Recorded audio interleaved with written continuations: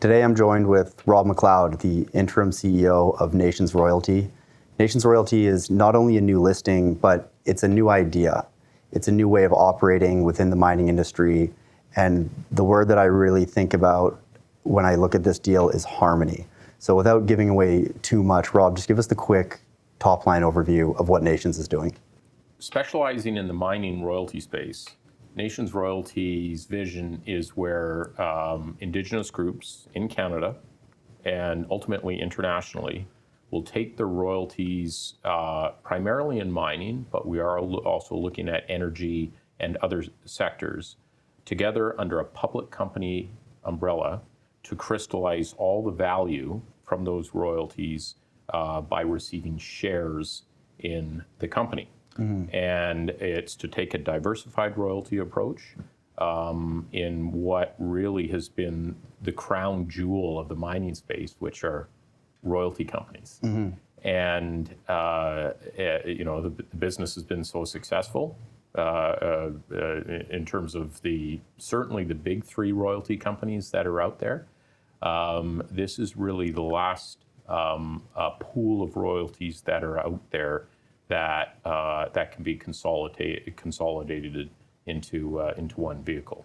So our vision is to grow into a top 5 royalty company, and we see an avenue to do that based on the quality and the availability of royalties, right. Certainly in Canada. Mm-hmm. And so the first partnership has been with these 5 royalty deals with the Nishga Nation. And for listeners and viewers out there that's situated, the miners will know the Golden Triangle of BC, huge mining jurisdiction. Now let's speak a little bit more about, I guess, there's risk for First Nations when they have a royalty with one stream. And so I guess, how is Nations Royalty kind of de-risking those opportunities, and then the added value of, you were speaking about, equity in a public vehicle and just how all of that benefits these nations as well? The founding nation are the Nishga people from the Pacific Northwest of British Columbia, the famous Golden Triangle. Mm-hmm. They have 5 royalties on Tier 1 assets, and nicely diversified between precious and base metals. But Nishga are kind of a rarity for the different Indigenous groups across Canada, in that they have so many.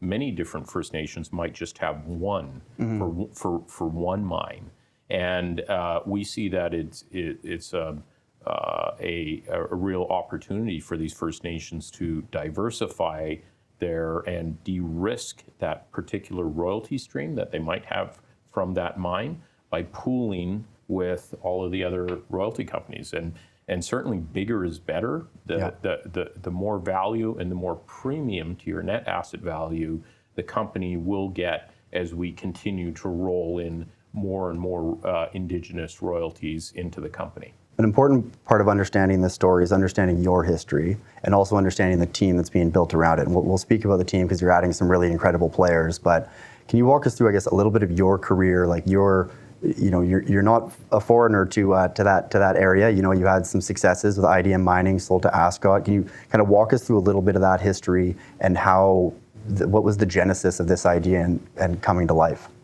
Oh, sure. And, the history goes back to, to my father and my grandfather. I grew up in the mining town of Stewart, BC. Mm-hmm. And my dad was an underground miner. And after he got discharged from World War II, he went and, worked underground up there. And he was is interesting, and a little bit of a family secret, he was a union organizer. Mm. And in up until after World War II, it was illegal for Indigenous people to run for elected office, let alone vote in Canada. That recent. My dad ran the campaign for one of the most famous Indigenous leaders in Canada, who's Nishga. His name's Frank Calder. He ran he ran his campaign for the CCF, which was the predecessor to the modern NDP, for the Atlan riding in 1949. And Mr. Calder served as MLA up until 1979. And my dad's friendship not only with him, but other Indigenous leaders such as Jerry Asp really helped being a foundation for this company.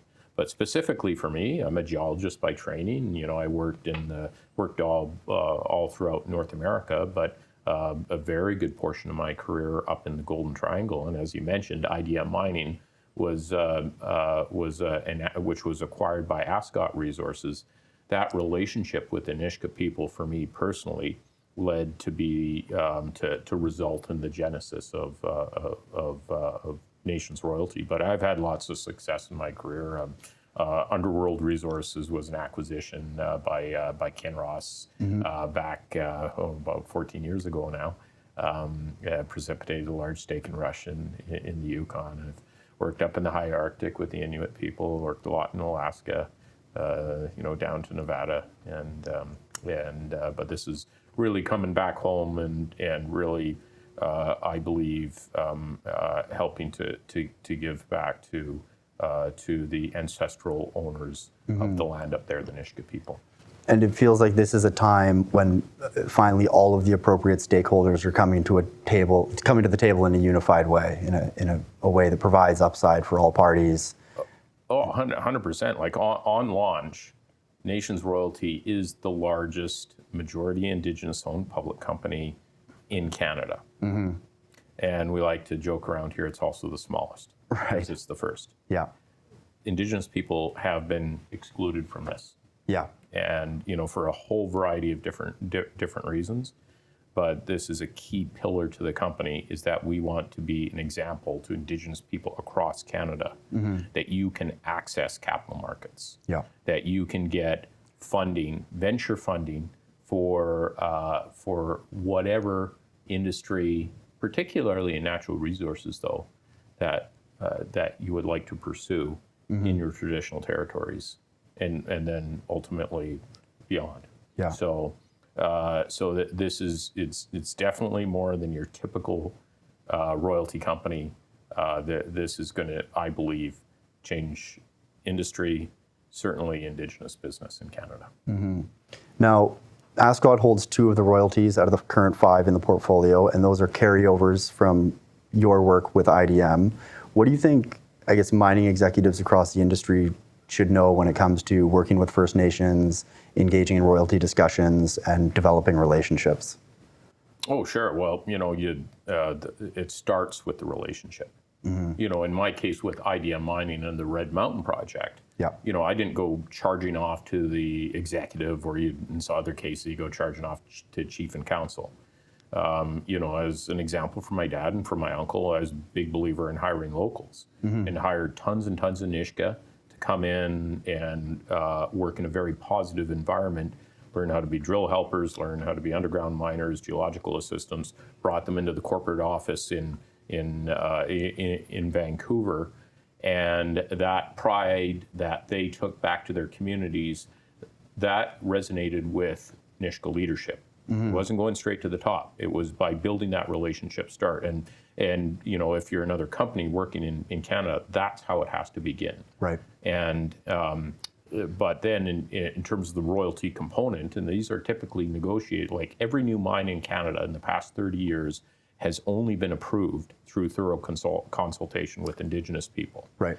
And the benefits, impact benefit agreements or partnership agreements that might come as a consequence of that permitting process, and ultimately the mine construction, usually has a royalty attached to it.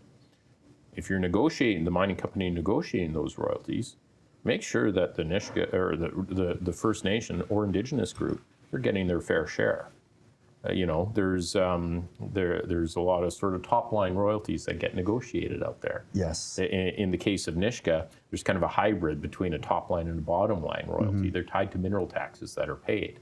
Right. And what we believe Nations Royalty could also do is, if there's a First Nation that's out there, that we can help them make sure that they get their fair share. Right. It's the communities and the First Nations that ultimately have the risk, particularly if projects go wrong. Yes, and there's a mess. And we've seen that happen. Yeah, it's very fresh in the case of a recent incident in the Yukon, for sure. Yeah. Now, you've been building this incredible team around you. Actually, a recent Vice President of Corporate Development, Cody Penner, has joined you. And Cody, 4 years ago, was on a BC Natural Resources Forum, and he said, and he's from the Tahltan Nation, he said, we need to have more skin in the game. So I guess to speak a little bit about like adding members like Cody, also your Chief Investment Officer, Derek Pattenton, and also kind of like bringing that skin into the game. Oh, totally. And, part of when we had some of the initial discussions on putting the company together with Nishga, a lot of our internal reflections with, some of our other partners in the company, notably with Frank Justra, and Jeremy, you'll know this about in the business. You go to conferences, and it's mostly white guys like us. Yeah. There's very few Indigenous faces that are in the C-suite. Yeah. And it's like, okay, if we're going to change things, we have to change it at all levels. Nations Royalty needs to be led at both the board level, where the majority, all except for one of the board, the directors are Indigenous, and also at the management level. Yeah. And so we need more C-suite Indigenous leaders. And so Derek Pattenton, who approached us after he saw the initial press release, was an investment banker with a large shop here in Vancouver, and was also a mining engineer. He saw that, and that was his calling. And so he's our new Chief Investment Officer, as qualified as you can get for that role, but still young enough to really have the hustle that you do need for these type of venture startups. And you mentioned Cody, who's Tahltan. Like me, his dad was an underground miner, and Cody went and tried his hand working underground as well too, and was and we'll definitely joke with he'll joke with his dad. He's too smart for that, so he went and got his BCom, and he's very active in the industry, and he just joined us as VP Corporate Development. Has a tremendous network for First Nations leaders all across, particularly in the West here, but all across Canada. Yeah. And my title is interim. This company needs to be led by an Indigenous person. So when the right CEO candidate, whether it's internal or external, gets identified, I'll move aside, stay as an advisor, and continue to guide along with Frank Justra and others within the Fiore group to ensure this company is success. And then lastly, and significantly, there are two Nishga members, Tony Robinson, who's our Chief Financial Officer, and Stephanie Azak is our Corporate Secretary. Right. And so we're definitely walking the walk when it comes to Indigenous leadership, and we're continuing to build out that team with Indigenous people across the country that are going to be joining. As well as a big part of your board of directors comes from Nishga. Oh, for sure, yeah. Saga Williams, who she's Ojibwan from, call it the Red Lake area, right? And has worked really actively in mining, and then 3 Nishga representatives. And as we continue to grow, and we're looking and in discussions on some very large royalties, is that we hope if we do another 9-figure transaction, that representatives from those nations would join the board. And this is all capacity building. Yep. It's we need more Indigenous directors, certainly in the mining space, and these directors that are with Nations Royalties can potentially go on to some other companies as well too. Once they learn the industry, the industry, yeah. Yeah, absolutely, and it's I don't know if you want to call it economic reconciliation as much as economic integration, and bringing, like I mentioned, bringing these stakeholders to the table.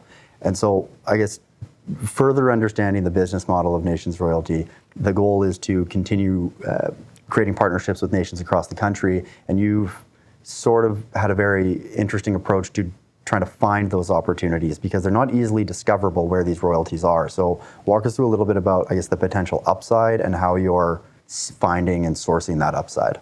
Sure, yeah. Most Indigenous royalties that are part of benefit agreements, they're typically confidential. There are some that are out in the public domain, but you do have to do quite a bit of digging. So we've built a proprietary database where we're up to 150 different target royalties just in the mining space. And so, you can go through financial statements and, a few other sources to reconcile. And then there's different approaches, like Nishga being the first treated nation and admired by Indigenous groups across the country. Their leadership has a tremendous network of other leaders throughout Canada. So we're certainly utilizing that. Sometimes it's working through different corporate development people. And we're also some of our industry contacts that have really bought in to nations royalty and this whole concept of economic reconciliation and want to see it as a success, are also making introductions to some of their contacts with nations. But what I've mostly been impressed is the number of inbounds that we've received. Right. Yeah, and from different First Nations that are interested in what it is we're doing and potentially being part of it. Yeah, and I think and as you grow, you diversify that revenue stream, it strengthens the overall brand, overall company. And I think that's the piece that people really need to understand, is that it's really diversifying that risk for single revenue streams into this larger portfolio. Oh, for sure. And in the case of, and it's different in different jurisdictions in Canada, but in British Columbia, for example, you look at Nishga, they have two revenue streams that come in, say, from a mine like Bruce Jack or like Premier that Ascot's recently commissioning, is they also share the mineral taxes with the federal and provincial governments and other local communities. So, in the case, say, for Bruce Jack, Nishga would get two checks. And so they can lock in all that value today. And, if you look at then other First Nations that might have a volatile metal such as nickel that goes up and then it goes back down again, it's a way of maybe smoothing out if you can get equity in nations royalty. And it is our ambition, if we can get one more good cash flowing royalty, which we're very confident we will in the near future here, we should be in the position to start paying a dividend out. Okay. And so in addition to the equity, it's our ambition in the near term to be in a position to start redistributing the money that's coming in. You see, we want First Nations to join Nations Royalty for shares, for equity. Yeah. We don't need to keep a whole bunch of cash on hand to acquire royalty companies like pretty well all of the other royalty companies do. You want people brought into the cap table. That's correct. That's the important thing here. Yeah. And there's also a big drive, and it's right in the beginning of your presentation, for the Nishga to sort of become financially independent. And so access to equity versus just revenue is something that really helps accelerate a wide range of projects in the community. And unquestionably, the Nishga and a lot of their leadership are often in these type of interviews with me. They'll always point to different examples of Indigenous groups that have been successful. And certainly in the world of business, the most First Nations, or all First Nations in pretty much in Canada, still rely heavily on transfer payments from the federal government. Nishga, they want to be economically self-determinant and independent. And the only way to do that is build big businesses. Yeah. So they looked at, there's an American Indian band in Colorado called the Southern Ute that, started out with a couple $1 million and have grown into a multi-billion dollar entity through a diversified economy. So Nishga are looking to have their ambition is to grow to $8 billion under management. And the only way to do that is building big businesses, of which Nations Royalty will be a component. But, as an example, they're working on LNG pipelines and other business ventures to be able to realize that goal. And getting familiarity with capital markets is absolutely key. And does the royalty agreements with Nations Royalty and First Nations extend beyond mineral royalties? So we have had so much interest from both the clean energy space and from oil and gas. Is that in the past 6 months we've said, you know what, if Indigenous groups have been consulted on a particular project and they have the interest in joining us, we would absolutely welcome them. And so we will be taking a diversified, our priorities are still precious metals and energy metals is the number one priority, but we will definitely be looking at oil and gas royalties to be part of it. Like even you look at, Franco, Franco Nevada, very substantial portion of their revenue comes from oil and gas royalties as well too. But we want to have the majority of revenue to be precious metals. And that's typically, you look at what's been successful, that's what's driven Wheaton and Royal Gold and Franco to have a lot of success. And with that focus on precious metals, you've got some very interesting properties. And I just maybe want to talk about we'll talk about them all briefly, but I think the flagship is potentially going to become this KSM project, again in the Golden Triangle, owned by Seabridge. Really interesting property. I remember when I was getting into the business, they were hitting 300 meters of a gram per ton gold at surface, and everybody was, going wild. So walk us through that project a little bit, what that means for the portfolio and how it's doing. KSM is a very substantial portion of it. It's to be completely blunt, it's a project that's not without the naysayers. It's huge. Like this is probably a $10 billion build. That said, they've already started the construction, early works. They've raised, over 400 million US to go into roads and power lines to start development. They will need one of the big diversified miners coming in, and my understanding is that there is substantial interest from that happening. We believe it should be soon. But it is the largest permitted copper gold deposit in the world. And you're recalling some of those drill intercepts just back in February, as we're building our financial models. They update the resource. They add another like 6 million ounces of gold and like 1 billion plus pounds of copper. Just from the recent drill programs. It is the type of tier one generational royalty that you want to have as a pillar to a royalty company. You listen to Pierre Lassonde, you want to have those mines that go and pay royalties for decades and decades and decades, and that will be KSM.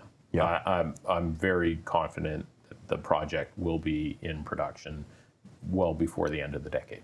And am I right to remember that project, 80 million shares out, has never been rolled back, which is an incredible mining story, considering they've been public for close to 20, 25 years, I think, to get something that advanced, that developed, that much money put in, less than 100 million shares out, and it become, it's a one of the great stories of this generation, I think. They keep adding more and more, and won't sugarcoat it. It's in the mountains, and you get a lot of snow, but there aren't the projects like that with that scale that are out there to develop. There simply aren't, and we're the future supply side deficit, particularly for copper, it's real. And so, it's pretty tough to keep all secrets up in the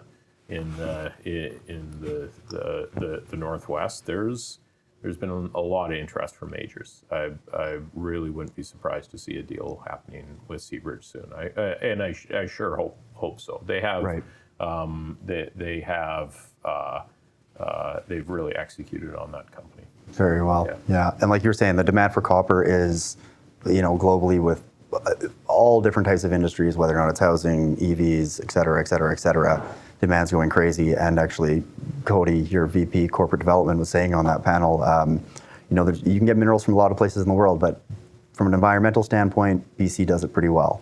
And now having that land stewardship as well from First Nations being brought in more is just so important on so many different fronts. Oh, sure. And you mentioned earlier having skin in the game, and Indigenous people already have in terms of the risk, the skin in the game for these projects. They now is time for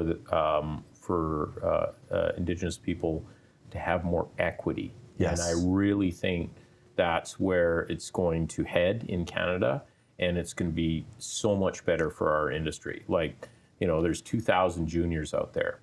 There should be at least, what's a reasonable goal? 200 of them should be Indigenous led. There's no reason at all why there shouldn't be much more equity ownership that First Nations have in certainly in the mining industry, but other components of natural resources.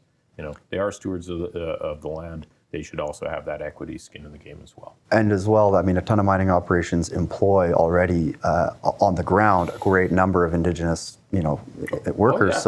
Bringing them through the ranks and into the game is very important. And it's great now. There's more and more Indigenous, say, underground miners up in Bruce Jack, and being involved in open pit operations. But comes back to again, those jobs are wonderful. But we need more Indigenous people in the C-suite and on the board of directors. Yeah. And so again, we hope to be an example and catalyst for that change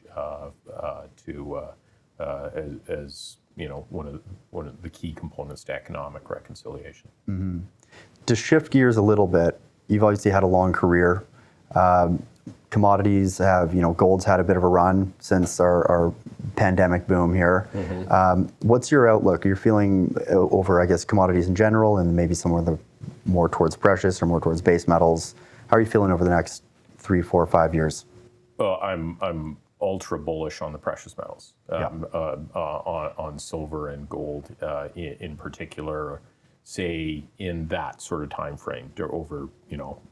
I think really starting this fall, we're in for a run, and certainly more medium term.